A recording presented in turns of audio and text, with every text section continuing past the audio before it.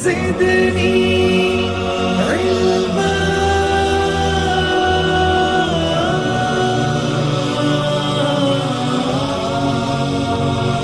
رب زدني علما.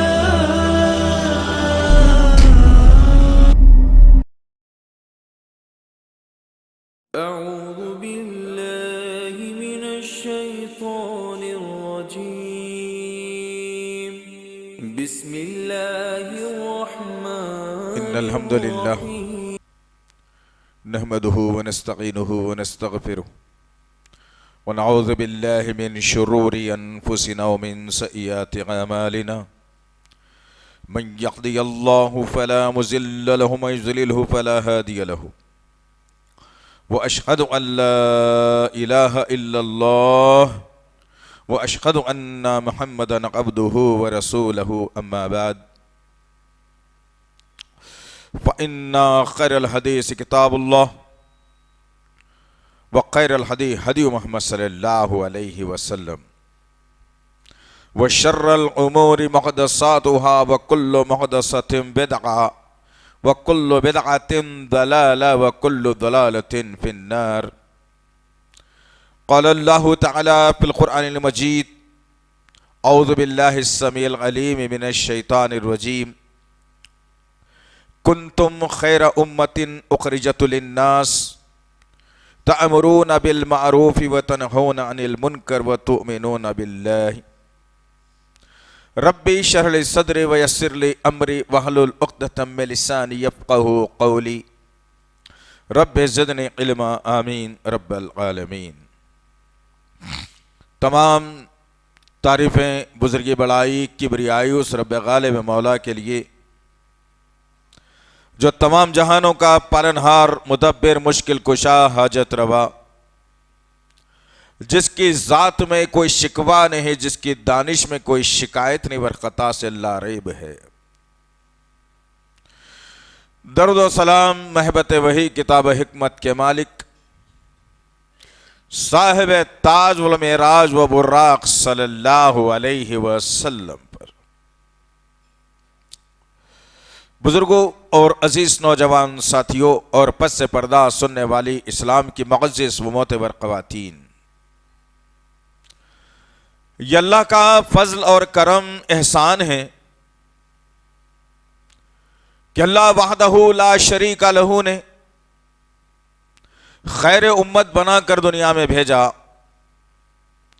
اللہ کا شکر احسان ہے کہ اللہ وحدہ لا شریک لہ نے انبیاءوں کے مشن کو جاری و ساری رکھنے والا بنایا. اللہ کا شکر احسان ہے کہ اللہ وحدہ لا شریک لہ نے بگڑتے ہوئے ماحول، افراتفری کے ماحول اور بدعقیدے کے ماحول میں بھی اللہ نے خالصتاً کتاب اللہ و سنت رسول پر چلنے والا بنایا. اللہ کا شکر احسان ہے کہ اللہ وحدہ لا شریک لہ نے غیر اللہ کی پرستش سے بچا کر مصیبتوں اور خوشی میں اللہ سے مانگنے والا بنایا. اللہ کا شکر احسان ہے کہ اللہ وحدہ لا شریک لہ نے سوچنے اور سمجھنے کی صلاحیتوں سے نوازا. اور اللہ کا سب سے بڑا احسان اس انسانیت بالخصوص امت مرحومہ امت مسلمہ پر یہ ہے کہ جس اللہ نے محمد صلی اللہ علیہ وسلم کو نبی و رسول بنا کر کے ہمارے لیے بھیجا. عزیزان محترم، جس طرح سے آپ تمام اس بات سے بخوبی واقف ہیں کہ ہم اور ہماری ٹیم یہ کوشش کرتی ہے کہ قوم و ملت کے سامنے، انسانیت کے سامنے، دیگر مذاہب کے سامنے ان باتوں کو لایا جائے جس کے ذریعے سے معاشرے اور ماحول اور ملک میں افراتفری کا ماحول ختم ہو سکے. ایسی باتوں کو لوگوں کے سامنے رکھا جائے جس سے محبت پیدا ہو. ایسی باتوں کو لوگوں کے سامنے لایا جائے جو آج ہمارے دل و ذہن سے تھوڑا سا ہٹ کر کے چل رہی ہیں. ایسی باتوں کو لوگوں کے سامنے لایا جائے جو محمد صلی اللہ علیہ وسلم نے اللہ کے حکم سے تمام انسانیت بالخصوص مسلمانوں کے سامنے رکھا تھا. اسلام کے جو صیغے ہیں، اسلام کے جو شعبے ہیں، ان میں سے ایک نمایاں اور بہترین شعبہ ہے دعوت دین، جس کو آج امت مسلمہ، امت مرحومہ اپنی نفسانی خواہشات کے تلے، پیروں تلے رونتے ہوئے ایک عظیم مقصد کو بھلا بیٹھی ہے۔ جب انسان اپنے مقصد کو بھلا دیتا ہے تو وہ افراط تفریح کا شکار بھی ہوتا ہے، اور پھر ہر چرند اور پرند اور جن کے پاس ایمان نہ ہو وہ ایمان اور اسلام پر اپنی انگلی بھی اٹھاتے ہیں، اپنے قلم بھی اٹھاتے ہیں، اسلام کے خلاف بولنے کی ان کو جرت بھی پیدا ہوتی ہے، اسی لیے کہ مسلمانوں نے جس شعبے کو پسے پشت ڈال دیا، جس شعبے کو مسلمانوں نے چھوڑ دیا، جس شعبے کو مسلمانوں نے کمزور سمجھا، جس شعبے کو مسلمانوں نے اپنے دل اور ذہن سے نکال کر دنیاوی تعلیم کے طرف لا کر کے رکا دیا، تجارت کے طرف لا کر کے رکا دیا، اور پھر وہ بیجا رسومات کے طرف لا کر رکا دیا، جس کی بنیاد کے اوپر ایک مشن، ایک دعوتی کام، ایک تبلیغی کام، ایک انسانیت کو سدھارنے کا کام، آئیے جو مجھ سے اور آپ سے چھوٹ گیا ہے جائزہ لے کر کے دیکھیں میں اور آپ اپنی زندگیوں کا، کہ مقصد کیا تھا امت محمدیہ میں اللہ کے پیدا کرنے کا۔ اللہ رب العزت نے نوح علیہ السلام سے لے کر عیسیٰ علیہ السلام تک جتنی امتوں کو، نبیوں کو، رسولوں کو، کتابوں کو، صحیفوں کو جو بھیجا ہے وہ ایک طرف، اور میرا اور آپ کا مقام ایک طرف۔ اللہ وحدہ لا شریک لہ نے بہترین پیغام دیا۔ یہ لقب نہ نوح کو ملا، نہ ابراہیم کو ملا، نہ یعقوب کو ملا، نہ اسحاق کو ملا، نہ داؤد کو ملا، نہ موسیٰ کو ملا، نہ عیسیٰ کی امت کو ملا، بلکہ اللہ وحدہ لا شریک لہ نے ایک بہترین لقب سے مجھے اور آپ کو نوازا جس سے ہم غافل ہیں۔ ہم سمجھ یہ رہے ہیں کہ میرا بچہ انگلش اچھی بولنے لگ گیا تو مجھے کامیابی مل جائے گی، ہم یہ سمجھ رہے ہیں کہ بڑی بلڈنگ بنا کر کرایہ زیادہ کھاؤں تو کامیابی مل جائے گی، ہم یہ سمجھ رہے ہیں کہ بھاری گاڑی میں بھی پھر لو تو کامیابی مل جائے گی، ہم یہ سمجھ رہے ہیں کہ اچھا لباس پہنو تو کامیابی مل جائے گی، ہم یہ سمجھ رہے ہیں کہ اچھی جوتی پہن لو تو کامیابی مل جائے گی، ہم یہ سمجھ رہے ہیں کہ معاشرے میں میری بیٹی کی شادی دھوم دھام سے ہو جائے تو مجھے عزت مل جائے گی، کامیابی مل جائے گی۔ استغفر اللہ ربی من کل ذنب واتوب الیہ۔ آؤ آج کی نشست میں ہم جائزہ لے کر کے دیکھیں کہ جن کی زندگیوں کو اللہ نے کامیابی کی بادانوں پر پہنچا دیا تھا، جن کے لیے اللہ رب العزت نے جبرائیل کو خدمت میں لگا کے رکھا تھا، جن کے ہدایت کے لیے اللہ نے بار بار نبی پر قرآن کا نزول کرتا رہا تھا، وہ طبقہ، وہ لوگ کیا کر کے کامیاب ہوئے تھے؟ کیوں اللہ نے ان کو کامیاب کہا؟ کیوں اللہ نے ان کو جو ہے نا کامیابی کے زمروں میں شامل کر لیا؟ آؤ ذرا بات کو سب سے پہلے شروع کرتے ہیں اور احساس کر کے جائیے عزیزان محترم، دلوں میں ایک تڑپ پیدا کیجئے۔ اللہ وحدہ لا شریک لہ نے وعدہ کر لیا اس بات کا کہ اس شخص کو جب تک کہ کسی انسان کو موت نہیں آ سکتی، جب تک کہ ہم نے اس کی تقدیر کا ایک ایک دانہ دنیا میں رکھ دیا ہے۔ اللہ نے وعدہ دیا، اللہ اپنی بات کو منوا رہا ہے، لیکن افسوس کے ساتھ کہنا پڑتا ہے کہ آج میرے اور آپ کی زندگیاں کچھ اور طریقے پر چلی گئی۔ ایک شعبہ جس کو دعوتی شعبہ کہا گیا ہے، وہ شعبے سے آج میری اور آپ کی زندگی ختم ہو چلی ہے۔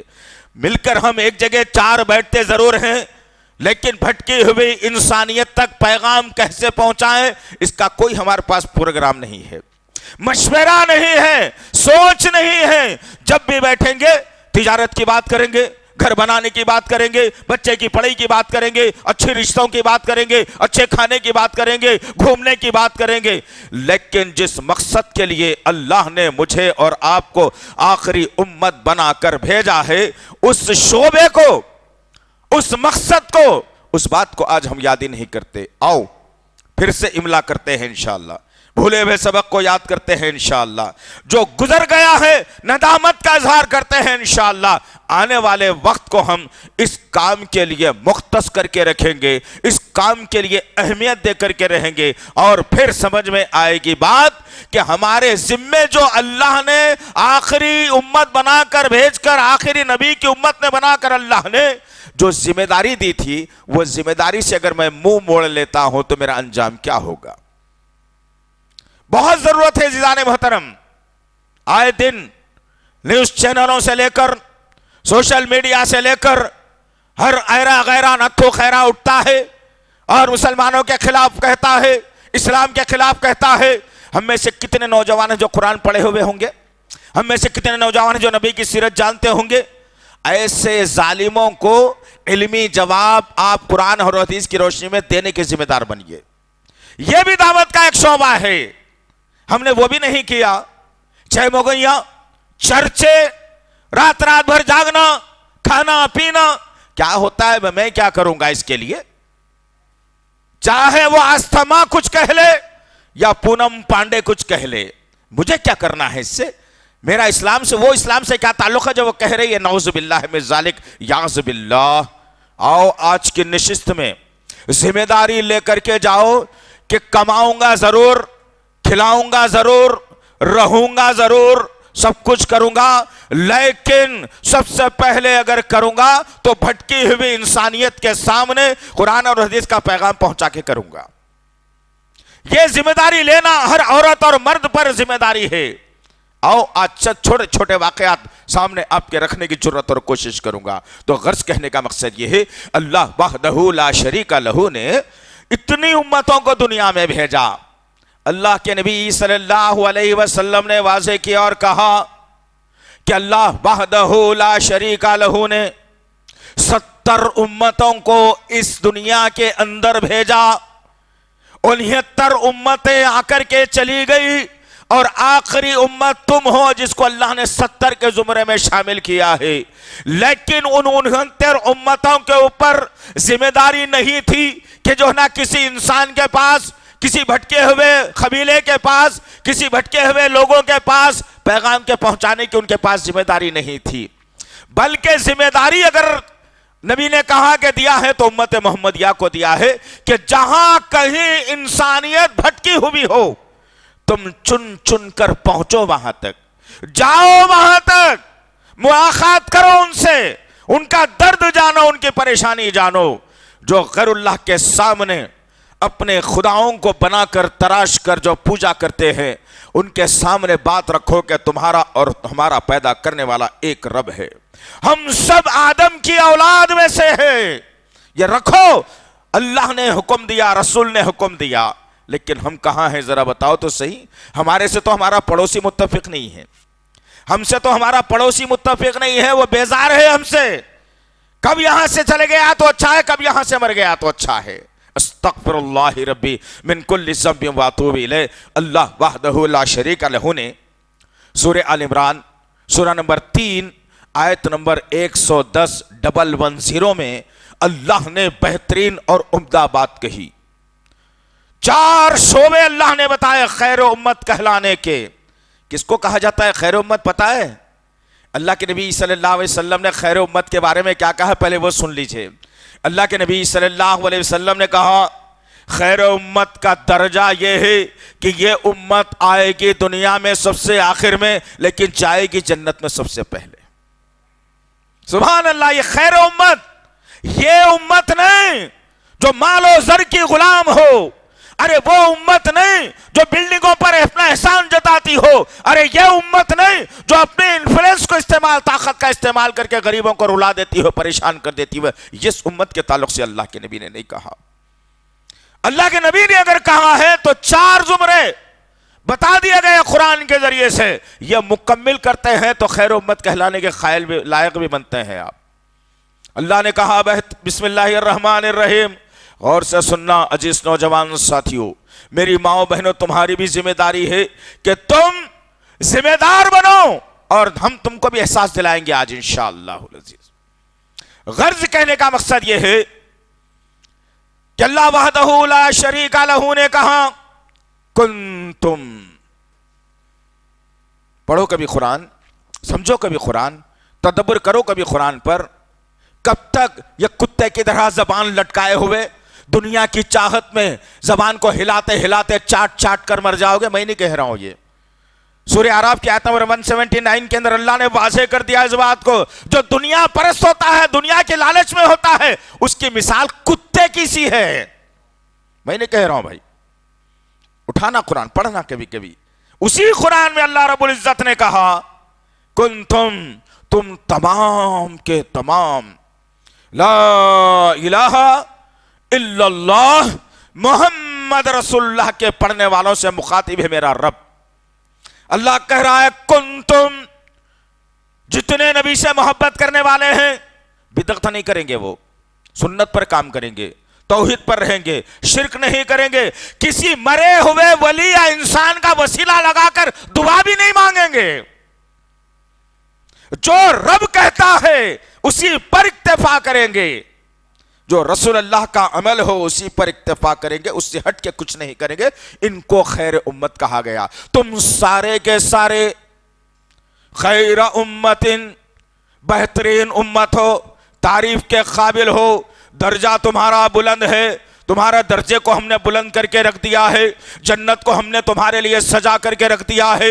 ہم نے تمہارے لیے بڑی بڑی آنکھوں والی حوروں کو رکھا ہے. ہم نے چھوٹے چھوٹے موتیوں جیسے بچوں کو تمہاری خدمت میں لگا رکھا ہے. ہم نے جنت کو ایسی خوشبو سے آراستہ کر کے رکھا ہے، دنیا میں ایسی خوشبو کی تم جو ہے نا طلب بھی نہیں کر سکتے. خیر امت، بہترین امت، اچھی امت. اب یہ خیر امت کہلانے کے حقدار کون کون ہے ذرا لے کے جانا. اس کے بعد پھر گریبان میں منہ ڈال کے سوچنا کہ ہائے میری زندگی تو 40 سال کی گزر گئی، یہ کام تو کرا ہی نہیں. میری زندگی 25 سال کی گزر گئی، ہائے میں نے تو یہ کام کرا ہی نہیں. عورتیں بھی سوچے کہ ہماری شادی نہیں ہوئی تھی جب بھی ہم نے یہ کام نہیں کیا، سسرال میں جانے کے بعد بھی ہم نے یہ کام نہیں کیا. آؤ 4 زمرے کیا ہیں. اگر یہ کرتے ہیں تو خیر امت ہے، اگر یہ نہیں کرتے ہیں تو پھر تمہارا زمرہ کوئی اور اللہ بنا دے گا. اللہ سے یہ دعا کرتے ہیں بات کرنے سے پہلے کہ اللہ سب کو خیر امت میں شامل کر دے. آمین یا رب العالمین. اللہ نے کہا کنتم خیر امت. سب سے پہلا صیغہ، سب سے پہلا سیکشن، سب سے پہلا ایک کلاس روم بتا رہا ہے اللہ رب العزت، اور کہتا ہے اللہ اخرجت للناس. اللہ اکبر. تم کو پیدا کرنے کا مقصد اخرجت للناس میں دعوت کا پہلو ہے. ذرا یہاں رک کر کے نبی کی زندگی کا جائزہ لے کر بات کو آگے بڑھائیں تو بہتر رہے گا. ایک ایک نقطے پہ بات کریں گے مختصر. آؤ میرے اور آپ کے آقا محمد صلی اللہ علیہ وسلم کو اللہ نے محمد بن عبداللہ سے محمد رسول اللہ بنا دیا.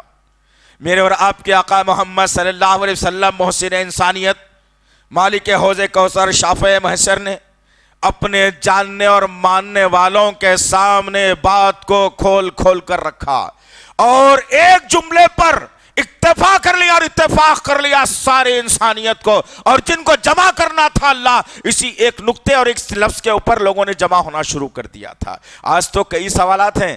ارے نہیں بھئی، وہ ہمارے مرشد بولے سو بات غلط ہے کیا؟ ہمارے حضرت بولے سو صحیح نہیں ہے کیا؟ ہمارے مفتی صاحب جو فتویٰ دیے سو صحیح نہیں ہے کیا؟ ارے انہوں کتاب میں اگر لکھے ہوں گے تو ہنگا بول کے لکھے ہوں گے نا. یہ ایمان والوں کے سوالات نہیں ہوتے بابا، یہ ان کے سوالات ہیں جو اسلام سے خارج قرار دیے گئے تھے. بلکہ اسلام یہ بتاتا ہے کہ اللہ کے نبی صلی اللہ علیہ وسلم نے اخرجت للناس، تمام انسانیت کی فکر کے لیے نبی کو بھیجا گیا. اور اللہ کے نبی نے سب سے پہلا پیغام قوم کو کیا دیا؟ انسانیت کو کیا دیا؟ قولوا لا الہ الا اللہ تفلحون. ایک جملہ کہہ دو اپنی زبانوں سے، نہیں ہے کوئی معبود مشکل کشا، حاجت روا، لات منات عزا حبل، کچھ نہیں، غریب نواز نہیں، بندہ نواز نہیں، اولاد کا دینے والا بھی نہیں، سوائے ایک اللہ کی. کیا کیا تھا لوگوں نے؟ جن کے دلوں میں کئی سوالات تھے انہوں نے سوالات کھڑے کر دیے، لیکن جن کے دلوں میں اللہ نے ایمان کی روشنی اور اندھیرے کو نکال کر، تاریکی کو نکال کر روشنی کو داخل کر دیا تھا، صحابہ نے جن کے دلوں کو چنا تھا اٹھا کے کہا محمد صدقت یا رسول اللہ، صحیح کہا ہے محمد صلی اللہ علیہ وسلم آپ نے. آج کے بعد ہم ان بتوں سے بیزارگی کا اظہار کرتے ہیں. اب تک کے زندگی گزری ہماری اندھیروں میں, اب نہیں مانیں گے انہیں. آپ نے کہہ دیا, آپ سچ کہتے ہیں, آپ کی بات پر سچائی ہے. آج امت کے سامنے بات کو رکھا جا رہا ہے, رسول اللہ نے کہا تو امت بے شمار سوالات پر امٹ پڑتی ہے. امت کے سامنے رکھا جاتا ہے کلام اللہ قرآن مجید میں یہ مسئلہ ہے, تو لوگ کہتے ہیں کہ ہاں بھائی صحیح ہے, لیکن ہمارے جو ہیں استغفر اللہ, اس وقت کے ابو جہل ابو لہب نے بھی یہی کہا تھا, دشمنان اسلام نے بھی یہی کہا تھا کہ ہمارے بھی تو ہیں, محمد کی بات کو کیسا مان لیا جائے صلی اللہ علیہ وسلم, نعوذ باللہ. تو اخرجت للناس, لوگوں کی نگرانی کے لیے, لوگوں کی بھلائی کے لیے, لوگوں کو راہ راست پر لانے کے لیے, لوگوں کو شرک سے بچانے کے لیے, ایک اللہ کی عبادت میں لانے کے لیے تم کو خیر امت بنایا گیا. میں اور آپ اپنے گریبان میں منہ ڈال کر سوچیں کہ ایک دن میں اپنے خاندان کے کتنے افراد تک ایک اللہ کی عبادت کے لیے لاتا ہوں, ایک اللہ کو ماننے کے لیے میں لاتا ہوں. میری زندگی کی زندگی گزر جا رہی ہے, لیکن میں نے اپنے گھر والوں کو ہی توحید پر نہیں لا سکا, میں اپنے پڑوسیوں کو توحید پہ نہیں لا سکا, بڑی بڑی میلاد بنانے والوں کو میں نے اس سے ڈرایا نہیں, بڑے بڑے جھنڈے اور کنڈے کرنے والوں کو میں نے کبھی نہیں سمجھایا کہ یہ کرنا غلط ہے, ایک اللہ کے پاس آ جاؤ. آؤ مختصر وقت تیزی سے بھی گزر رہا ہے. بات یہی ہے کہ اخرجت للناس, سب سے اس کائنات کی عظیم ہستی جن کا تذکرہ پچھلے نبیوں نے کیا تھا کہ ایک نبی آنے والا ہے جن کا نام احمد ہوگا, اگر وہ ہمارے دور میں بھی اگر آ جائیں نبوت کے, ہماری نبوت کو چھوڑ دینا اور پھر ان کی نبوت کو قبول کرنا, وہ مقام ہے میرے آقا کا, وہ مقام ہے میرے نبی کا, وہ درجہ ہے میرے نبی کا, اونچا درجہ نوح علیہ السلام سے لے کر عیسیٰ علیہ السلام تک نے یہی جو ہے لوگوں کو بات بتائی کہ جب وہ نبی آئے تو ان کو قبول کر لینا. تو غرض کہنے کا مقصد یہ ہے, وہ عظیم ہستی نے جب بات یہ بتائی, کس کی فکر میں بتائی, اس میں نبی کا کیا مفاد تھا؟ نعوذ باللہ من ذالک یعص باللہ. لوگوں سے پیسے مانگ رہے تھے, چندہ مانگ رہے تھے, گھر میں کھانے کو نہیں ہے بھائی, نعوذ باللہ. پریشان حال ہوں, میری پریشانی دور کر دیجئے, یہ کہا نہیں, اخرجت للناس, لوگوں کے لیے نبی کو بھی بھیجا گیا تو لوگوں کے لیے. اب سوال کیا پیدا ہوتا ہے, وہ عظیم ہستی جو 40 برس تک مکے کی سرگرمیوں میں ہے, مکے کی گلیوں میں ہے, خاندانوں میں ہے, لوگوں کے غم اور خوشی میں ہے, ملنے ملانے میں ہے, لوگ تعریف بھی کرتے ہیں, اور نبوت سے پہلے لوگوں نے کیا کہا تھا, یہ آدمی صادق ہے, سچ بولتا ہے, جھوٹ اس کی زبان سے کبھی بھی نہیں نکلتا, امین ہے, امانت دار ہے. ہم نے کئی پوٹلیوں کو اپنا سامان رکھ کے اس آدمی کے پاس رکھ دیتے ہیں, اور 6 8 مہینے کے بعد سفر سے آتے ہیں تو وہ بندے سے کہتے ہیں کہ ہماری ضمانت کی ہوئی پوٹلی کہاں ہے, تو وہ شخص اپنے ہاتھوں سے پکڑ کے ہم کو پوٹلی دے دیتا ہے, اور ہم جب اس کو دیکھتے ہیں تو اس کی گرا تو کھلنا دور کی بات ہے, کوئی سامان بھی الگ الگ نہیں ہوتا. صادق اور امین 40 برس کی عمر تک لوگوں نے لقب دیا, لیکن جب بات آ گئی توحید کی, جب بات آ گئی ایک اللہ کو ماننے کی, جب بات آ گئی نفسانی خواہشات کی قربانیاں دینے کی, جب بات آ گئی اپنے ولیوں کو چھوڑنے کی, جب بات آ گئی اپنے بزرگوں کو ٹھکرا دینے کی, جب بات آ گئی ایک ہی اللہ سے سب کچھ مانگا یا مانا جائے گا, لوگوں نے کیا کیا, شخصیت کے خلاف. ایک عظیم شخصیت صادق اور امین کا لقب آسمان سے نہیں آیا تھا, لوگوں نے دیا تھا, معاشرے کے رہنے والے, خاندان, پڑوسی, شہر اور ملک والے, ان لوگوں نے لقب دے کر کے جب توحید کی بات آ گئی تو جب نبی نے کہا قولوا لا الہ الا اللہ تفلحون, تو لوگوں نے زمین سے پتھر بھی برسا دیے, مٹی بھی اڑا دی, نبی کو گالیاں بھی دی. اللہ اکبر. پہلا مرحلہ تھا کہ نبی دعوتی فیلڈ میں نکلے ہیں, اندازہ یہ نہیں تھا کہ لوگ مخالفت کریں گے, پتہ چل گیا کہ آپ لوگوں کے ساتھ کھانے پینے میں رہیے, ان کے دکھ اور غم میں خوشی میں رہیے, ان کے دینے اور لینے میں رہیے, ان کی مدد کرتے رہیے, ان سے مدد لے لیجئے, روز ملاقات آپ کرتے رہیے. لیکن جہاں دعوت کا مسئلہ آ جاتا ہے, دعوت اللہ کا مسئلہ آ جاتا ہے، دعوت دین کا مسئلہ آ جاتا ہے، دعوت اسلام کا مرحلہ جب آ جاتا ہے تو وہی لوگ جو آپ سے کل تک ملاقات کر رہے تھے، آپ کو سب سے پہلا اپنے گھر کا کارڈ بچہ بچی کی شادی کا پڑوس ہے بول کے دے رہے تھے، آج وہی پڑوسی آپ سے دشمنی کرنے لگے گا۔ تو دعوتی فیلڈ کو کوئی معمولی نہ سمجھنا عزیزان محترم۔ جب آپ دعوت دینے کے لیے باہر نکل کر کے آئیں گے تو آپ کا پھولوں سے استقبال نہیں ہوگا، ہو سکتا ہے کوئی تھپڑ بھی آپ کو مار دے جو ہم نے اب تک نہیں کھایا دعوت کے میدان میں، اور ہو سکتا ہے کوئی آپ کو گالی بھی دے دے، کوئی آپ کو بدنام بھی کر دے، کوئی آپ کو ٹھکرا بھی دے، آپ کی بات کو کوئی یقین بھی نہ کرے، ہوگا۔ یہ آسان بات نہیں ہے۔ دنیا میں جتنے انبیاء آئے ہیں ان سبوں نے دعوت ہی کا کام کیا، تو نوح علیہ السلام کو بہت مارا گیا، آپ کی کشتی کو غلاظت میں تبدیل کر دیا گیا۔ ابراہیم علیہ السلام نے دعوتی کام جب شروع کیا تو شہر اور ملک اور خاندان سے بدر کر دیا گیا، نکل جاؤ یا نہیں رہ سکتے کا نعرہ بلند کیا گیا۔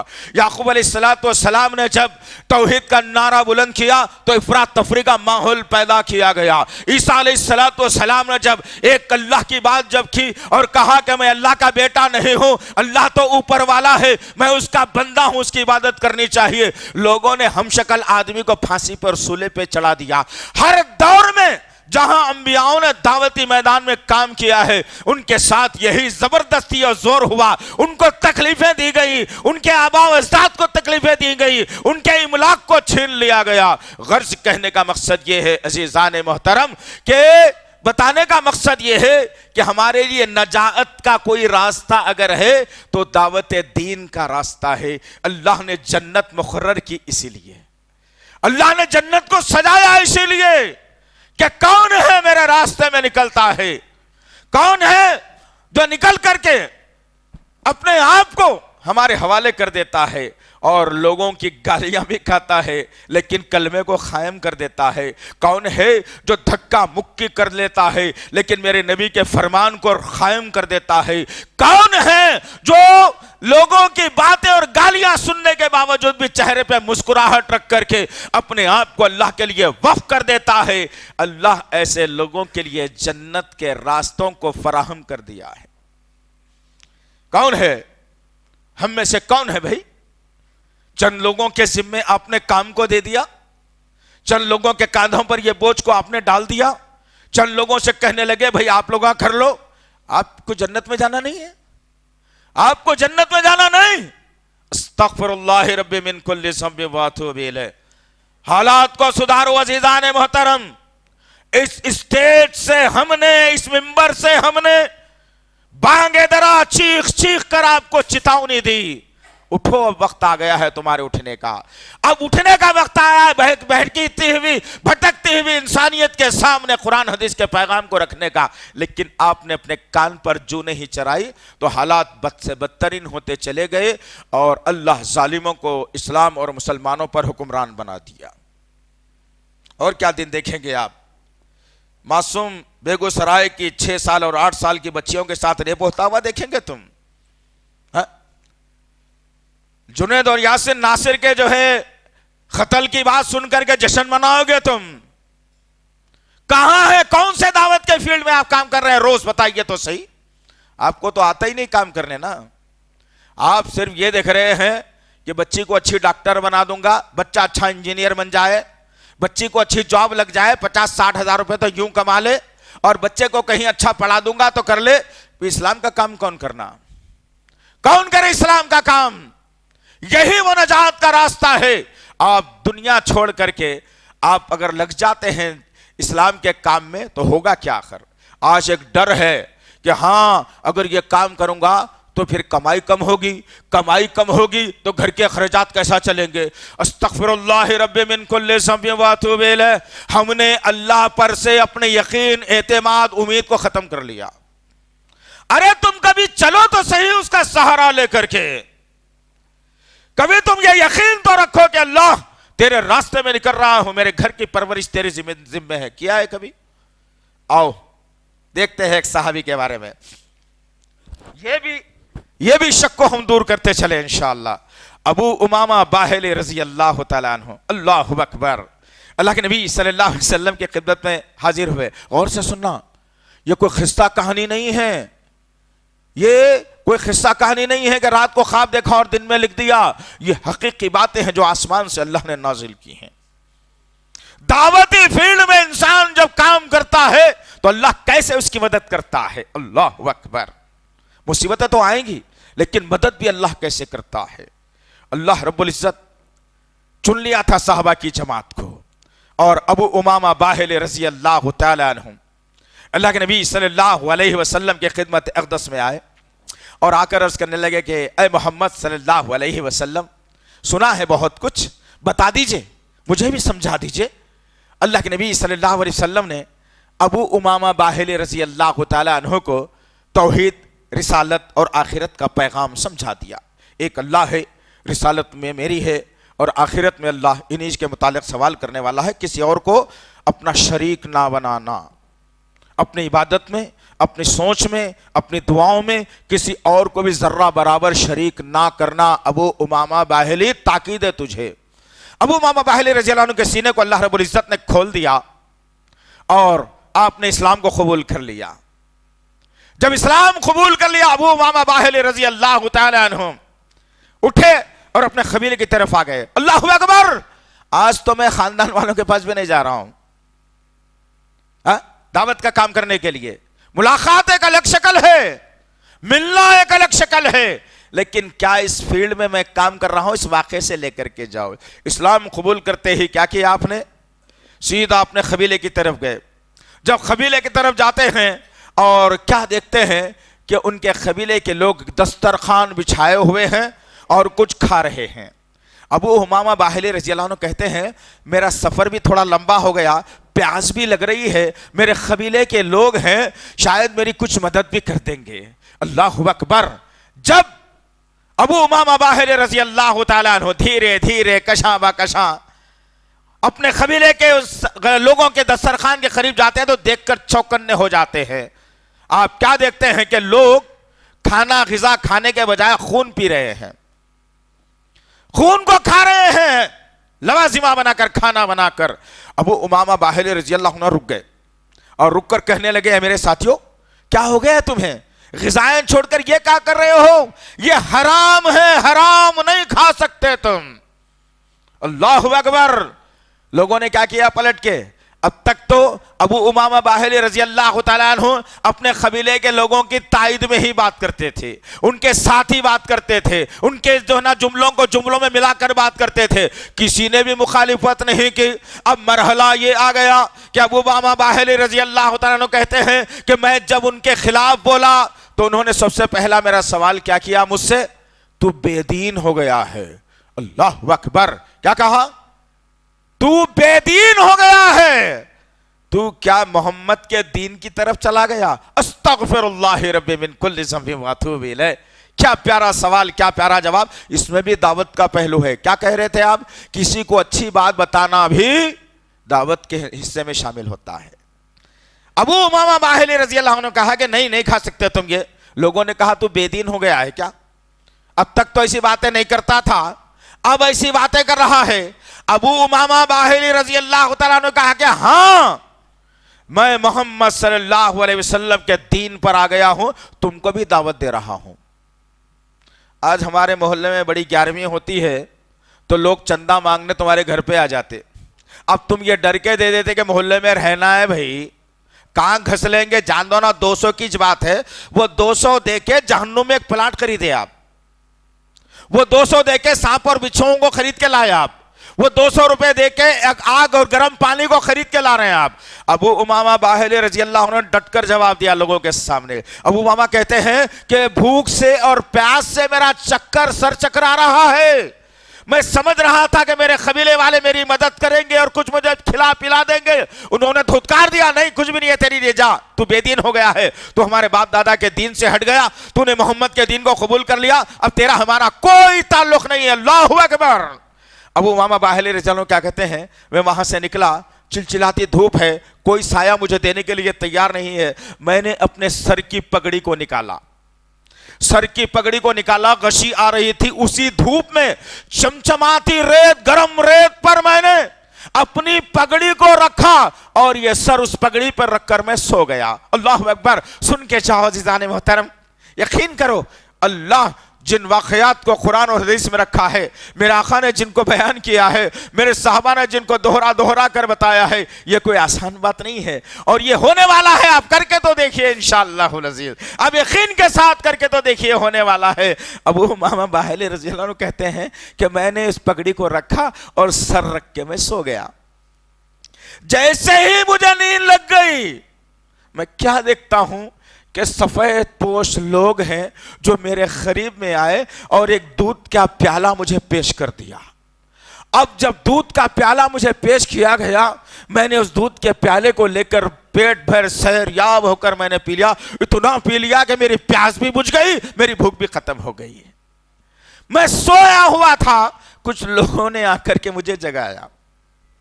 جگانے کے بعد کہا کہ دیکھو کچھ لوگ ہیں جو بدتمیزی تمہارے ساتھ کیے ہیں، ابو امامہ ہم تمہارے قبیلے کے لوگ ہیں، آؤ تمہیں پانی اور کھانا بھی دیتے ہیں، ہم سایہ بھی دیں گے، آؤ۔ اللہ اکبر۔ ابو امامہ باہلی رضی اللہ تعالیٰ عنہ کہتے ہیں کہ نہیں تمہارے نہ کھانے کی اب ضرورت ہے نہ تمہارے پانی کی اب ضرورت ہے۔ جب میں سو گیا تھا، اللہ وحدہ لا شریک لہ نے میرے قلب کے اندر لوگوں کو، مین کے اندر لوگوں کو بھیجا، اور وہ لوگ آ کر میرا پیٹ اور پیاس دونوں بجھا کر چلے گئے۔ دیکھو میرا پیٹ اندر پسلیوں کو لگ گیا تھا، پیٹ کو لگ گیا تھا بھوک کی وجہ سے، تم نے مدد نہیں کی۔ اب کپڑا ہٹا کر بتاتے ہیں تو آپ کا پیٹ پھولا ہوا، اور کہتے ہیں ابو امامہ باہلی رضی اللہ عنہ نے کہ انہوں نے جب میرے پیٹ کو دیکھا تو یقین کر لیا کہ ابو امامہ تم جھوٹ نہیں بول سکتے، ہم سارے کے سارے لوگ تم پر ایمان قبول کرنے کے لیے تیار ہیں۔ کون ہے بھائی؟ کون ہے؟ کون ماں ہے؟ کون باپ ہے جو اپنے گھر کو سنوارنے کے لیے، اپنے گھر کو اچھا بنانے کے لیے ایک بچے کو اسلام کے لیے دین کا داعی بنا رہی ہو؟ کوئی ہے؟ کوئی ہے؟ کوئی نہیں ہے عزیزان محترم۔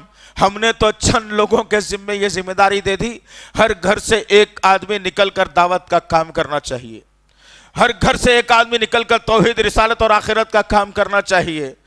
اللہ کے نبی صلی اللہ علیہ وسلم کے ساتھی ابو امامہ کو جب یہ واقعہ لوگوں کے سامنے رکھا تو لوگوں نے اسلام قبول کر لیا، ایمان میں آگئے وہ لوگ۔ اور ذرا ٹھنڈے دل سے ہاتھ رکھ کر میری ماں بہنوں، تم سبھی مخاطب ہوں، میرے عزیز نوجوان ساتھیوں، میرے ذمہ دار بزرگوں، میں آپ سبھی جو ہے نا پوچھنا چاہتا ہوں، کیا ہماری طرف سے کسی ایک آدمی کو ہم ایمان میں لانا تو دور کی بات ہے، کیا ہم نے ایک آدمی کو صحیح العقیدہ بنایا ہے؟ وہ بھی نہیں کر سکے ہم۔ ہمارے کردار، ہمارے اخلاق، ہماری سوچ، ہماری فکر یہودیت، ہندو مت اور اسلام کے غداروں کے ساتھ، اور مانگنے کی ضرورت آتی ہے تو رب سے مانگتے ہیں کہ اللہ میری بھی بگڑی بنا دینا۔ کہاں سے بنے گی تمہاری بگڑی؟ تم اللہ والے ہی نہیں ہو۔ بگڑی ان کی بنتی ہے جو اللہ والے ہوتے ہیں، بگڑی ان کی بنتی ہے جو رسول اللہ کو نبی اور مان کر انہی کے عمل کے مطابق عمل کرتے ہیں۔ کہاں ہیں وہ لوگ؟ کہاں ہیں وہ لوگ؟ حضرت علی رضی اللہ تعالیٰ عنہ سے میرے اور آپ کے آقا محمد صلی اللہ علیہ وسلم نے کیا کہا تھا؟ اسی دعوت کے متعلق کہا تھا، کہا اے علی۔ کون علی بھائی؟ کون علی جن کا نام لگ کے آج لوگ معاشرے میں اور معاشرے میں گندگی پھیلاتے ہیں؟ وہ علی سبحان اللہ و بحمدہ جو نبی کے چچیرے بھائی بھی ہیں، ایمان والے ساتھی بھی ہیں، اور سب سے بڑا درجہ علی کا یہ ہے کہ وہ میرے نبی کے حقیقی داماد بھی ہیں۔ علی رضی اللہ تعالیٰ عنہ اپنے داماد کو بلا کر، آج تو لوگ داماد کے سامنے سالیوں کو پیش کر دیتے ہیں، جاؤ بھائی پانی پلا کے آؤ، نہ تو برا مان جاتے کہ کیا ہے کہ ارے یہ دستوری غلط ہے، ساس بے پردہ بغیر برقعے کے داماد کے سامنے موجود۔ استغفر اللہ ربی، کبھی داماد کو تلقین نہیں کی کہ میاں چکنے بن کر آ رہے ہوئے داڑھی رکھ کر کے آنا، دوبارہ آئیں گے تو کہا کسی نے؟ بابا میں نے سنا ہے کہ آپ نماز نہیں پڑھ رہے ہو، آئندہ جب آئیں گا تو ہمارے گھر میں نمازی بن کے آنا۔ بابا ہم نے سنا ہے، ہم نے تحقیق شادی سے پہلے پوری نہیں کی تھی، بابا قرآن پڑھنے تم کو نہیں آتا، کہتے اٹک اٹک کے پڑھتے، ذرا اچھا قرآن پڑھ کے گھر میں آنا۔ بولے کبھی اماں بیٹی کو چھوڑ دیتا کہ کیا آئے گی بھائی؟ ارے نبی کو اس کا احساس نہیں ہے کہ علی میری بیٹی کو چھوڑ دے گا یا نہیں؟ اس ذات سے بڑھ کر اگر تمہاری سوچ ہے تو تھکیانوسی سوچ ہے تمہاری ہے، کمزور سوچ ہے تمہاری ہے، بغاوت والی سوچ ہے تمہاری ہے۔ اگر داماد کے ساتھ تم نے ایسا رویہ اختیار نہیں کیا تو کب تک جھیلو گے اس طریقے سے؟ راجپوتا ہو تم، راجپوتانہ ماحول میں ہوتا ہے دامادوں کی آؤ بھگت کرنا، مسلمانوں میں نہیں، اسلام میں نہیں۔ اللہ کے نبی نے داماد سے کہا اے علی ادھر آؤ۔ علی رضی اللہ تعالیٰ عنہ اللہ کے نبی صلی اللہ علیہ وسلم کی خدمت میں حاضر ہوئے اور کہنے لگے بتائیے یا رسول اللہ کیا حکم ہے؟ اللہ کے نبی صلی اللہ علیہ وسلم نے فرمایا اے علی یاد رکھ اس بات کو، تیری وجہ سے اگر کوئی ایک آدمی مسلمان بنتا ہے، ایمان میں داخلہ لیتا ہے، تو سمجھ جا کہ یہ دنیا اور مافیا سے زیادہ اللہ نے تجھے انعام دے دیا اور اللہ تیرے لیے جنت کے دروازوں کو کھول دے گا۔ اللہ اکبر۔ کہاں ہے؟ کون ہے بھائی؟ ان باتوں کو سیریس لینے والے کون ہیں؟ ان باتوں کو جذباتی انداز میں لینے والے کون ہیں؟ ذرا اس وقت کو بھی یاد رکھنا، اللہ نے سورہ مریم میں زکریا علیہ السلام کے واقعے کو رکھا، ماں باپ ذمہ دار ہیں اس کے۔ آؤ ذرا دیکھتے ہیں۔ حضرت زکریا رضی اللہ علیہ السلام نے جب دیکھا کہ میں مریم کے حجرے میں کمرے میں داخلہ لیتا ہوں تو مجھے بغیر موسم کے پھل نظر آتے ہیں، جو موسم نہیں ہوتا وہ پھل مجھے نظر آتے ہیں۔ تو میں نے ایک دفعہ دیکھا، دو دفعہ دیکھا، پھر میں نے پوچھا اپنی بیٹی سے کہ بھائی ذرا بتاؤ مریم یہ پھل کون لا کے دیتے ہیں تمہیں؟ یہاں تو آنے جانے والے کوئی نہیں، لیکن تمہارے حجرے میں بغیر موسم کے پھل کیسے آ جاتے ہیں؟ ذرا مجھے بتاؤ۔ اللہ اکبر۔ یہ باپوں کی ضرورت ہے آج، بتاؤں گا میں آگے کیا کرنا ہے باپوں کو، آخر ماؤں کو۔ آخر سوال ہوا، مریم علیہ السلام نے کہا، پیارا جواب دیا، پڑھو قرآن سورہ مریم، مزہ آئے گا انشاءاللہ العزیز۔ مریم علیہ السلام نے جواب دیا، کہا اے میرے ابو جان، میرا رب میری مدد کرتا ہے، میرا رب میرے لیے آسمان سے ان پھلوں کو لا کر دیتا ہے۔ اللہ اکبر۔ اس واقعے سے پتہ یہ چلا کہ اپنے بچوں کو بھی دعوت کرنی چاہیے، ان کے ساتھ بھی جو ہے رویہ اختیار کرنا چاہیے، بتانا چاہیے، پوچھنا چاہیے۔ آئیے ذرا جائزہ لیجئے ہمارے گھروں کا۔ بچہ رات کو 2 بجے گھر سے آیا، ماں باپ اٹھ کر دروازہ کھول کر سلا دیتے ہیں۔ کسی ماں یا باپ میں ہمت نہیں ہے کہ اپنے بچے کو پوچھے کہ بابا بتاؤ 2 بجے رات کو کہاں سے آ رہے ہو؟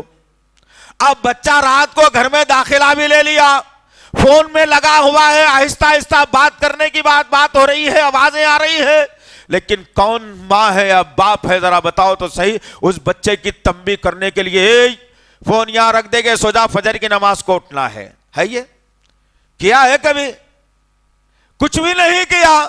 بچہ بڑا ہو کے باغی بن گیا، بچی کسی اور کے ساتھ عاشقی میں پڑ کے بھاگ گئی تو پکارا شروع ہو جائے گا کہ ہائے بچوں سے اطمینان نہیں ہے، بچے ستا رہے ہیں، بچے ظلم دے رہے ہیں، بچے نہیں مان رہے ہیں، مولوی صاحب ذرا کچھ مشورہ دیجئے۔ آ جاتی ہے ہمارے پاس بات۔ لیکن ماں اور باپ اگر دائی بن جاتے، اپنے بچوں پر سختی کی نظر رکھے، بچی سے یہ پوچھ لیتے کہ بیٹی ذرا بتاؤ تو صحیح نا، تمہارے بیگ میں فون کہاں سے آیا؟ میں نے تو نہیں دلایا تمہیں۔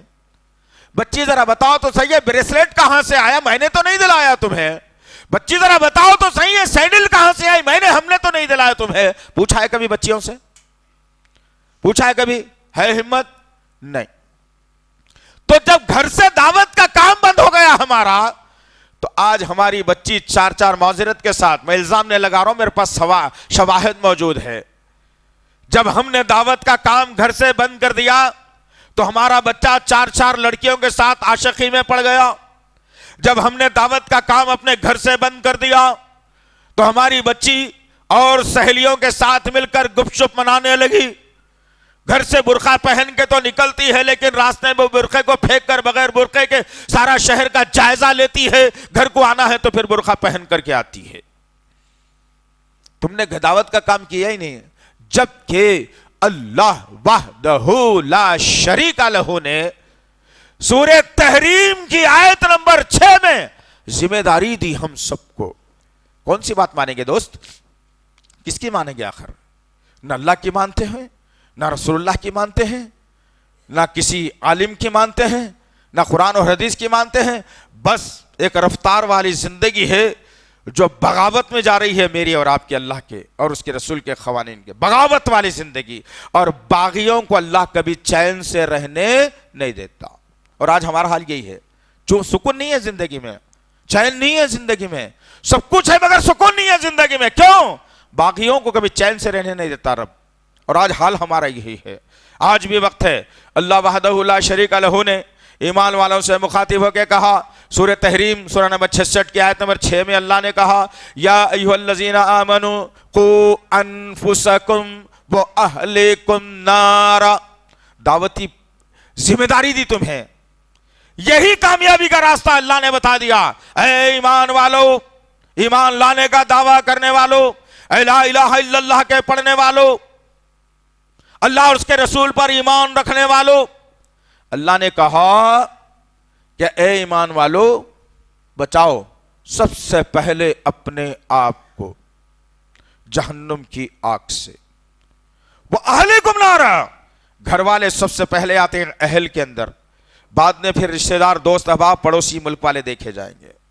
لیکن اللہ نے ذمہ داری دی، ذرا ٹھنڈے دل سے اپنے گریبان میں منہ ڈال کر اطمینان کے ساتھ اس ایک آیت کا جائزہ لینا کہ میری آنکھوں کے سامنے میری بچی فون پر گانے سن رہی ہے، میں اسے روک نہیں سکتا، میرا بچہ کلین شو بن کر یا پھر وہ سوروں جیسے بال بنا کر میرے آمنے سامنے گھومتا ہے، میں اسے کچھ نہیں کہہ سکتا، میرا بچہ، میری بچی ٹخنے کے اوپر اپنے کپڑوں کو رکھتی ہے، میرا بچہ ٹخنے کے نیچے کپڑوں کو رکھتا ہے، میری بچی چست لباس جسم نظر آ رہا ہے پہن کر کالج کو جاتی ہے، میرا بچہ ٹخنے کے نیچے پینچوں کو لٹکا کر عجیب سا لباس پہن کر جاتا ہے، میرا بچہ کبھی گٹکا کھا کر بھی آ جاتا ہے، میری بچی کے کانوں کے اندر ڈھکنے لگے ہیں جو فون کے اندر وہ پتہ نہیں کیا سن رہی ہے، میری بچی کے منہ پر جو ہے نا بیکار کے الفاظ آ گئے ہیں، وہ ماں باپ کی خدمت نہیں کرتی ہے، وہ ماں باپ کو دھتکارتی ہے، اپنے گھر کو جو ہے نا کمتر سمجھتی ہے، باہر دوستوں کو وہ عزت دیتی ہے، وہ بچہ باپ کو گالی دیتا ہے، وہ بچہ ماں کو جو ہے نا دھکے دیتا ہے، اور پڑوسیوں کے ساتھ اچھا رہتا ہے، محلے میں وہ بچہ اچھا رہتا ہے۔ کیا میری یہ ذمہ داری نہیں کہ ایسے بے خدا اولاد کو سدھار کر، مار کر، بھوکا رکھ کر، کالج بند کروا کر اپنے گھر میں محدود رکھے؟ کیا ان کو میں سمجھاؤں نہیں کہ بیٹا جہنم میں جانے کے کام چھوڑ دے اور اچھائی کی طرف آ جائے؟ کیا ہم نے کیا ہے کبھی ایسا؟ ہر ماں ظالم ہے آج کے دور میں، ہر باپ مجرم ہے آج کے دور کا، اس لیے کہ اس نے گھر کے اندر ہی اپنی دعوت کے کام کو جاری و ساری نہیں رکھا، جس کی بنیاد پر حالات، واقعات، معاشرہ بدترین حالات کا شکار ہو گیا۔ آج بھی وقت ہے عزیزان محترم، میری ماں بہنوں، دعوت کس کو کہا جاتا ہے ذرا تم بھی سن لینا۔ تم تو یہ دیکھتی ہو کہ داماد اگر ملا تو کینیڈا کا ملنا، داماد اگر ملا تو یو ایس اے کا ملنا، داماد اگر ملا تو انگلینڈ کا ملنا، داماد ذرا اچھے پوسٹ پہ رہنا، بھلے ہی نماز نہیں پڑھتا ہو کوئی مسئلہ نہیں ہے بھائی، بزرگی آنے کے بعد میں سب پڑھ لے گا، چھوڑ دو۔ اگر میری ماں بہنوں تم غور سے سننا اس واقعے کو، دعوت کس کو کہا جاتا ہے، اگر یہ تم نہیں سنتے تو پھر تمہاری زندگی میں کچھ بھی نہیں ہے۔ آؤ ایک صحابیہ کا واقعہ چھیڑ کر اپنی بات کو میں آگے بڑھاؤں۔ ام سلیم، سبحان اللہ و بحمدہ سبحان اللہ العظیم، ایک خوبصورت بڑی قد و قامت کی عورت کا نام، جس کی آواز میں اللہ نے بڑی گرج کی طاقت دی تھی، بہترین عورت، حضرت انس کی ماں، مالک کی بیوی۔ میری ماں تم لے کے جاؤ اس واقعے کو، شاید کہ کام آ جائے۔ میرے بھائی آپ بھی سننا اور اپنی عورتوں کو ابھار کے لاؤ تم انشاءاللہ۔ اللہ اکبر۔ جب حضرت مالک رضی اللہ تعالی عنہ کا انتقال ہوا، حضرت انس کو رسول اللہ صلی اللہ علیہ وسلم کی خدمت میں دے دیا کہ پرورش کرو یا رسول اللہ، آپ کی پرورش میں میرا بیٹا رہے گا تو اچھا رہے گا۔ آج کا تو معاملہ یہ ہے کہ بچہ ہوٹلنگ کر کے آئے، حقہ پی کے آئے، سگریٹ پی کے آئے، ناچ گانے کی محفل میں جا کے آئے، ماں کچھ نہیں بولے گی، باپ کچھ نہیں بولے گا۔ مسجد کی خدمت اگر کرے، اسلام کی دعوت اگر کرے، اسلام کا کام کر کے اگر دیر سے آئے تو فکر ہو جائے گی ماں باپ کو کہ ارے بھائی کہاں جا رہا ہے کہ کیا ہے کہ کیا کر رہا کہ کیا ہے کہ ایسا کرے تو کیسا، چلتا کیا، صبح کالج کو جانے کا تھا، رات کی نیند نہیں ہوئی تو کیسا، ایگزام سر پہ آ گیا، پڑھ رہا نہیں، بیوقوف کیسا ہوتا ہے کہ کیا ہے کہ لاکھوں روپے ڈال کے بیٹھے ہوئے. تمہاری سوچ دقیانوسی، تمہاری فکر دقیانوسی، تمہاری سوچ شیطانی. ایک ماں کی سوچ ام سلیم کی طرح ہونی چاہیے. ام سلیم نے سوچا کہ میرے بچے کی پرورش بچپن سے لے کر بڑے ہونے تک رسول اللہ سے زیادہ اچھی کوئی نہیں کر سکتا. اللہ والوں کے حوالے کرنے کا حکم دیا اپنے بچوں کو. اس واقعے کے اندر ایک ماں اور باپ کی ذمہ داری ہوتی ہے کہ اللہ والوں کے حوالے کر دیا جائے اپنے بچوں کو. استغفر اللہ. اور ہوا کیا، ام سلیم جب اپنے گھر میں رہنے لگی، حضرت انس رضی اللہ تعالی عنہ کی عمر 10 سال کی ہو گئی. 10 سال کی عمر میں ام سلیم نے نبی کریم صلی اللہ علیہ وسلم سے التجا کی، درخواست کی کہ یا رسول اللہ، اب انس بڑا ہو گیا ہے نا جی، ماں کو ضرورت پڑ رہی ہے اس کی، اگر آپ چاہیں تو میرے حوالے بچے کو کرتے ہیں، اس کی تربیت تو ہو چکی ہوگی. اللہ کے نبی صلی اللہ علیہ وسلم نے کہا کہ ہاں ام سلیم، کیوں نہیں، لے جاؤ تمہارے بچے کو، بچہ تمہارا ہے. الحمدللہ اچھے بچے کو لے کر کے 10 سال کے ایک ماں اپنے گھر کی طرف رواں دواں ہے. وقت گزرتا ہے، رات اور دن بدلتے ہیں. اچانک ماں کے ذہن کے اندر ایک سوال پیدا ہوا.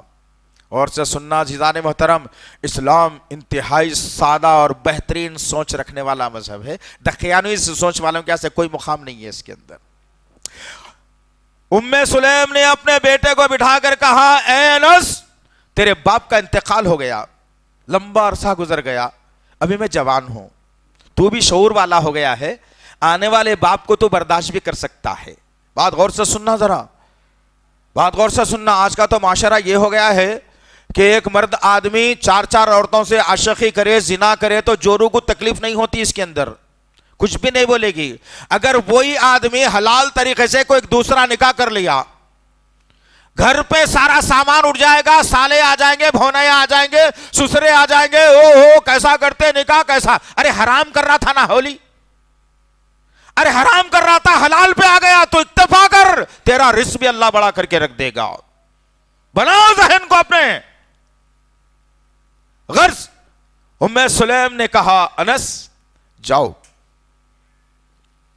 جا کر کے مدینے کی گلیوں میں دیکھو کہ تمہارے لائق باپ کون اچھا آدمی ہے، میرے لیے اچھا شوہر کون مل سکتا ہے. کون کہہ رہی بھائی، ایک ماں اپنے بیٹے کو ذمہ داری دے رہی ہے. اللہ اکبر. یہ بھی دعوت کا ایک پہلو ہے. بیٹے نے کہا، ماں اس سے بڑی بات کیا ہو سکتی ہے، نکلتا ہوں، تلاش کروں گا. روز نکلتے جاتے اور آ جاتے. ایک آدمی پر نظر پڑی. جب نظر پڑی ایک خوب رو آدمی، طاقتور آدمی پر، جا کر کے قریب میں کہا کہ اے وہ شخص، تمہارے بارے میں تو میں جانتا نہیں ہوں، لیکن میری ماں نے ایک مجھ سے اپیل کی ہے کہ اس کے لیے ایک اچھا شوہر چاہیے اور میرے لیے ایک اچھا باپ چاہیے، کیا آپ اس کے لیے تیار ہیں؟ حضرت جابر رضی اللہ تعالی عنہ نے کہا کہ ہاں میں تیار ہوں، میں آ رہا ہوں. گھر کو لائے، پردے کا نظام قائم ہو چکا تھا. اماں سے کہا کہ اماں ایک آدمی کو لایا ہوں، ڈھونڈ کے کیا بات کرنا ہے کر لو. ام سلیم پردے کے پیچھے، وہ شخص باہر کھڑا ہوا صحابی. ام سلیم نے کیا کیا، میری ماں بہنوں ذرا اس واقعے کو لے کر کے جاؤ، میرے بھائی بہنوں، میرے بزرگوں، ایسے واقعات پیدا کرو اپنے اندر، معاشرے کے اندر برائی ختم ہو جائے گی خود بخودی. ام سلیم نے جس کو شوہر کی ضرورت ہے، حضرت انس کو جس کی باپ کی ضرورت ہے، ام سلیم نے اندر سے دیکھا خوبرو آدمی کھڑا ہوا ہے. کہے، اے وہ شخص، تمہارے بارے میں جانتی ہوں، میں جانتی ہوں، سنا ہے تمہارے بارے میں، پردے کے پیچھے سے بات ہو رہی ہے. اور کیا کہا، میں ایک صنف نازک ایک عورت ہوں جی، بہت کمزور ہوتی ہے عورت، تم طاقتور مرد ہو، کیا تمہیں شرم نہیں آتی؟ دیکھیے نکاح کے لیے بلائی لیکن دعوت کا کام کیسے کر رہی ہے ایک عورت جس کا آگے پیچھے کوئی نہیں ہے. بچے نے ڈھونڈ ڈھونڈ کر اپنے باپ کو تلاش کر کے لایا تھا، وہ ہوا نہیں، ابھی ہونے والا ہے. اس کا شوہر ابھی ہوا نہیں، ہونے والا ہے. اس عورت نے پلٹ کر کہا کہ کیسے مرد ہو تم، تمہیں شرم نہیں آتی؟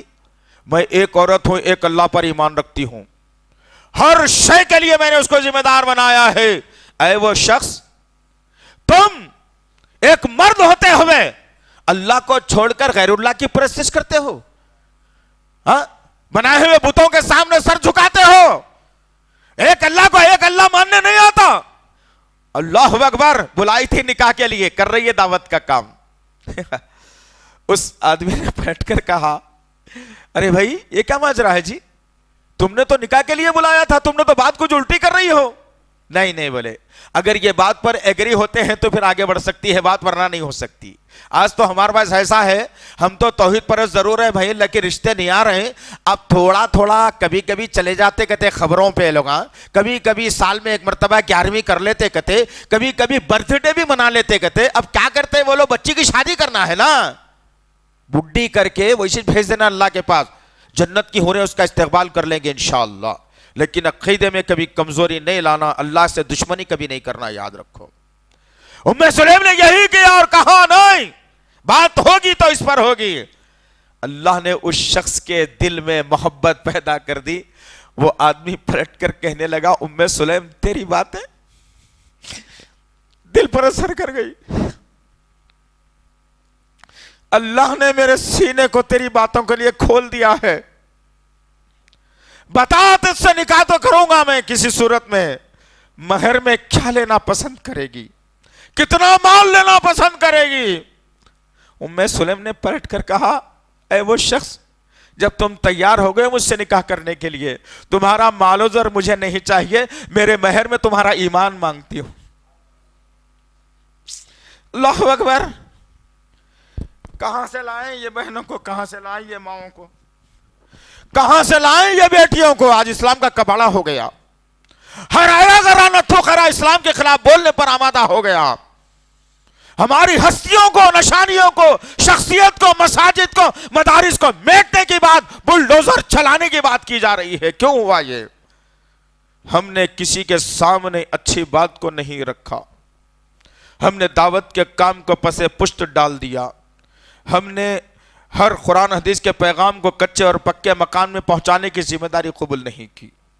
بہت واقعات ہیں، وقت اس بات کی اجازت نہیں دیتا کہ اور بات کروں، بس اس اجتماع کے ساتھ، اس اپیل کے ساتھ، اس گزارش کے ساتھ، اللہ نے ہر ایک کے رزق کی ذمہ داری لے لی ہے، کوئی اور نہیں ہے جو اور رزق دینے والا سوائے اللہ کے، اس کے علاوہ کوئی رزق نہیں دے سکتا، یقین کر لیجئے۔ اور ہر دن کے 2 گھنٹے اپنی زندگی کے اسلام کے لیے وقف کریے۔ ہم نے پہلے بھی آپ سے کہا تھا، آج پھر میں کہوں گا نوجوانوں سے، اپنے وقت کو ضائع مت کیجئے، آؤ اس مسجد میں ہم ایک ٹریننگ سنٹر قائم کریں جس میں دعوت کے پہلوؤں پر گفتگو ہو، دعوت کیسے کرنا ہے سکھایا جائے، کون کون سی آیتیں کوٹ کرنا سکھایا جائے، کون کون سی احادیثیں بتانا سکھایا جائے، نبی کے سیرت کے کس پہلو کو سامنے رکھا جائے، تو پتہ چلے کہ دعوت کی اہمیت کیا ہے۔ آخر نہیں، ایک واقعہ مجھے یاد ہے، وہ سنائے بغیر تو نہیں ہو سکتا۔ اللہ کے نبی صلی اللہ علیہ وسلم آخری خطبہ دے رہے، لے کے جاؤ اس کو، پھر سوچ لو گھروں میں بیٹھ کے، آج ہی سوچ لینا، موت نہیں آئی اللہ کا احسان ہے، شکر ادا کرنا کہ اللہ یہ کام کرنے سے پہلے موت نہیں آئی، ورنہ موت اگر آ جاتی تو تیرے سامنے کھڑے رہنے کے قابل بھی نہیں تھا میں۔ اللہ کے نبی صلی اللہ علیہ وسلم کا آخری خطبہ ہو رہا ہے، 1,45,000 44,000 24,000 صحابہ کی ایک جماعت، جمع غفیر، جب مکے سے نکالے گئے تھے تو 40 سے 60 صحابہ تھے جو نبی پر ایمان لا کر مکہ چھوڑ رہے تھے۔ 10 سال کی دعوتی فیلڈ نے 1,35,000 صحابہ کرام کو جمع کر دیا، اسلام کے شہدائیوں کو، مجاہدین کو، اسلام کے نام پر کٹنے اور مٹنے والوں کو، اسلام کی سر بلندی کے لیے سب کچھ قربان کرنے والے 1,45,000 صحابہ کو اللہ نے جمع کیا۔ 1,44,000 یا 24,000 کا مجموعہ ہے نبی کے سامنے۔ اللہ کے نبی نے بہت بڑی تقریر کی، خطبہ، آخری خطبہ جس کو کہا جاتا ہے۔ اب میں اس سارے باتیں نہیں کروں گا، دعوت کے متعلق بات کروں گا کہ اللہ کے نبی نے احساس کیسے دلایا اور ہم نے کیسے چھوڑ دیا۔ اب اللہ کے نبی صلی اللہ علیہ وسلم نے پوری باتیں بتا دی اور کہا اے میرے ساتھیوں، صحابہ کرام ایسے گھیرے میں نبی کو، کسی صحابی کا منہ ادھر ہے، کسی صحابی کا منہ ادھر ہے، کسی صحابی کا منہ ادھر ہے، کسی صحابی کا منہ ادھر ہے، چاروں صف سے، بات غور سے سننا۔ اللہ کے نبی صلی اللہ علیہ وسلم نے کہا کہ میرے ساتھیوں، جو جس جگہ پر کھڑا ہوا میں اسے ذمہ داری دے رہا ہوں، یہاں سے گھروں کو نہیں، وہاں تک تم پہنچو گے جہاں تک ہماری بات نہیں پہنچائی گئی ہے۔ ہم پہنچ نہیں سکے، وہ ملک دریا پار کر کے چلے جانا، وہ ملک تک پہنچنا اور ہمارے پیغام کو تم پہنچا دینا۔ قسم ہے رب کعبہ کی، کسی صحابی نے یہ نہیں کہا کہ بیوی کو آخری مرتبہ دیکھ کے آتا ہوں، ذرا بچوں کی محبت ستا رہی ہے، ذرا مال جمع کیا تھا وہاں رکھ کے آتا ہوں، خرچ دینا تھا ایک آدمی آج ہی دیتا ہوں بلکہ بولا تھا لے کے آتا ہوں۔ کسی نے نہیں کہا۔ اللہ کے نبی صلی اللہ علیہ وسلم کے ایک اشارے پر صحابہ یہ جو منہ والے تھے اس ملک کی طرف چلے گئے، یہ جو منہ والے تھے اس ملک کی طرف چلے گئے، یہ جو ملک والے تھے اس ملک کی طرف چلے گئے، وہ جو ملک والے تھے اس ملک کی طرف چلے گئے۔ آج وہی پھیل کر جو اسلام کو بنیاد بنائے تھے، آج وہی اسلام ہم تک پہنچا ہوا ہے۔ سوچو اس واقعے سے کیا لے سکتے ہیں آپ۔ اللہ سے دعا ہے کہ اللہ وحدہ لا شریک لہ ہم سب کو ایک بنائے اور نیک بنائے۔ یا اللہ افراط تفریح کے ماحول سے ہم کو آزادی دے میرے پاک پروردگار۔ یا اللہ یا الصلاح یا الفلاح مسجدوں کو بھرنے والے بنائے میرے پاک پروردگار۔ یا غفور الرحیم یا رب الحلیم، دعوت کا کام کرنے میں ہم کو جلدی کرنے والا بنا میرے پاک پروردگار۔ ہمارے نوجوانوں کے اندر ایسا حوصلہ دے میرے پاک پروردگار کہ وہ دعوتی فیلڈ میں جذباتی انداز میں کام کریں میرے غفور الرحیم۔ یا اللہ ہمارے ماں باپ کے اندر ایسی تڑپ عطا فرما کہ وہ بچوں کو دین کا داعی مبلغ بنا دے میرے پاک پروردگار۔ یا اللہ جہاں کہیں مسلمان پریشان حال ہے ان کی پریشانیوں کو دور فرمائے میرے پاک پروردگار، جو بیمار حال ہے ان کو صحت کاملہ عاجلہ عطا فرمائے میرے پاک پروردگار۔ یا اللہ جو بھٹکے ہوئے ان کو راہ راست پہلا دے میرے پاک پروردگار۔ یا اللہ یہ شرکیہ نظام کو ختم کرنے میں ہماری مدد فرما میرے پاک پروردگار، ان بدعتوں کو ختم کرنے میں ہماری مدد فرما میرے پاک پروردگار۔ ہر گھر سے قرآن کے پیغام کو عام کر دے میرے غفور رحیم، ہر گھر سے قرآن کے پیغام کو عام کر دے میرے پاک پروردگار، ہر گھر سے قرآن کے پیغام کو عام کر دے میرے اللہ۔ یا اللہ فجر کی نماز میں مسجدوں کو جمعے جیسا بھرنے والا بنا دے میرے پاک پروردگار۔ یا اللہ تجھ کو تیرے تمام ناموں اور صفات کا واسطہ ہماری دعاؤں کو قبول فرما۔ ربنا تقبل منا انک انت السمیع العلیم وتب علینا انک انت التواب الرحیم، وصلی اللہ تعالی علی خیر خلق محمد وعلی آلہ وصحبہ اجمعین برحمتک یا ارحم الراحمین والحمد للہ رب العالمین۔ مزید علماء اور مقررین کے بیانات سننے کے لیے ہمارے YouTube چینل کو سبسکرائب کیجیے۔ جزاک اللہ۔